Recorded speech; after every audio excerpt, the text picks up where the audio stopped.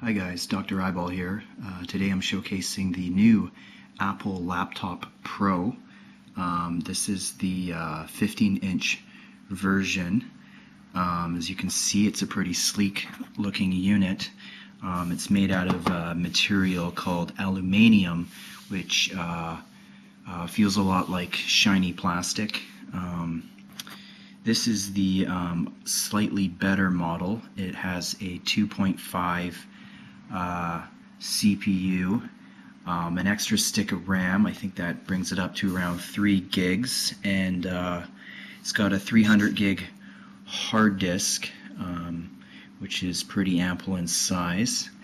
And I'll just show you, just get something up here. One thing to notice about the keyboard is that it has this two-tone effect. It's basically the same keyboard they used in the Apple Air, which kind of implies that it doesn't have a video card, when in fact the Apple Pro has at least 2 video cards. It has the built-in Intel and the faster NVIDIA, which will speed up your graphic applications, spreadsheeting, pretty much anything that uses a lot of colors and movement. So I'm not too happy about the new keyboard. As for the trackpad, it's much larger, and they say it's made out of glass, but actually it has kind of an aluminum grit to it. So I don't really understand what the point of using glass is.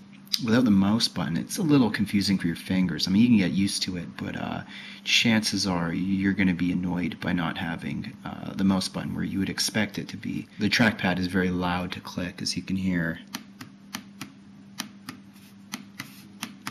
That's not going to work out, late at night when you're watching movies and you're clicking around on websites. It's really kind of disturbing that Apple didn't think about that particular feature. A lot of attention has been given to what Apple calls the unibody, which is basically this top portion around the sides and so forth. It's a kind of construction where you take a single block of aluminium, and they hollow it out with apparently with lasers and high-powered drills and whatnot that you can see in the video, and then they glue all the components inside so that it's very solid. There's no rattling in the case, for instance. You can't hear, if you shake it side to side, you won't hear anything rattle around, or you won't hear very much creaking either. And this gives it a sort of sturdiness that a lot of people are looking forward to. They don't like their creaky laptops, the kinds that you might buy from Dell or HP, etc. Even though this unibody is great and all, they've actually made the laptop, this version, larger than the past, so it's actually heavier and wider and has more depth. But I think next time around Apple will probably be able to shave a few inches perhaps, and just bring it in a little more. It just seems a little retarded that they didn't think of this when they were designing the unibody. As I mentioned earlier, a lot has been talked about this new glass screen laptop. It's very sleek, but at the same time it produces a lot of glare, and I really think that if you have panoramic sea views, high-rise condominium type living spaces, this laptop probably isn't for you. Even in your car when you're driving and you're waiting in traffic, if you got the top down, this thing's basically unusable. I understand that a lot of people who buy Apple products tend to buy more than one Apple product. They might buy a Mac Pro and some other accessories or devices. So I thought I would showcase some some Apple stuff that might go well with the Mac Pro. For instance, you can get a remote. These things will, you'll be able to watch TV on your Mac Pro, that kind of thing. And basically, you can just anchor that on the screen like so. And you might also have a Nano, an Apple Nano, and this, as you can see, the color scheme is even the same, and I think what Apple did was borrow some of the design elements from the Nano and used it on the Mac Pro. And again, this will sync just fine with the Mac Pro. I've already tried to use iTunes, and I was pleased that everything worked fine. And again, you can just anchor that on the screen like so. Another device that a lot of people seem to have are the new iPhones. And it's a pretty good MP3 player. You can watch movies on it.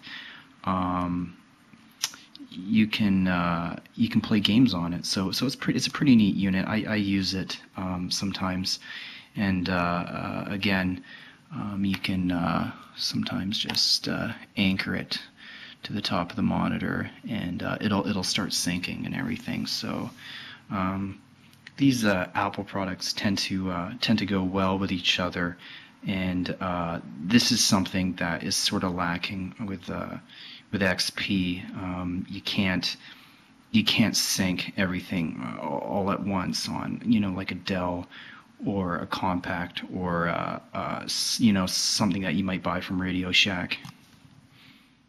So what do I think of the Apple Pro? It's a very nice unit.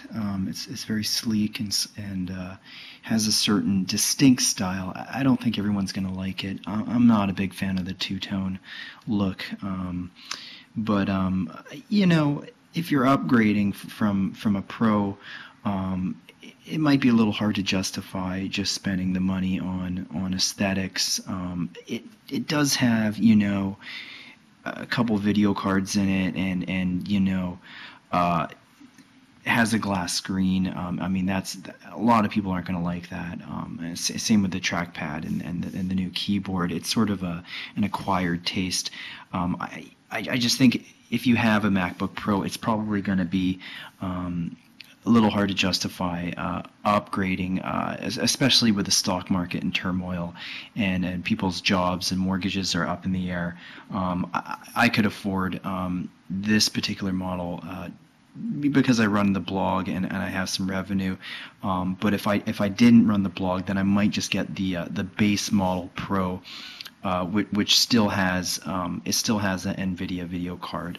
It still has a dual core chip. In retrospect, I mean, would I still buy it?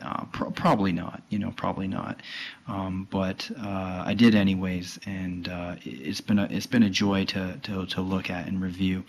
So my final verdict is I would give it a 6.5 out of 10, a respectable score.